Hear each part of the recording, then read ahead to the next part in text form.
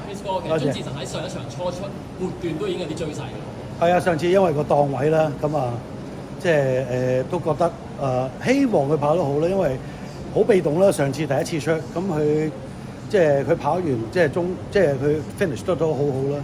咁就其實我自己都覺得可能隻馬要長少少嘅，不過佢都係跑咗第一次啫。咁我同馬主都講跑多場千二先啦，係啦，咁啊。今日檔位都幫到手，上一次係抽外檔，今次抽咗一。係啦，絕對今日如果你問我贏馬就當然騎師啦，騎師係跟足晒嚟做啦。咁同埋嗰個檔位幫到好多啦，當然。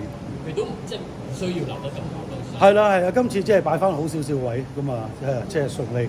咁去到直路，即係去到直路就都好似似是而非咁樣，好似都未係咁樣。但係 last 嗰50就即係驚險咯，都贏得嚇。希望佢持續有進步啦，係咯。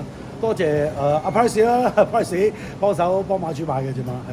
正如你之前所講，就呢匹馬會跑，有機會跑長啲，但係會唔會今季就已經真情實翻？嗱，講真，你睇完佢呢次就可能睇下佢復原點啦。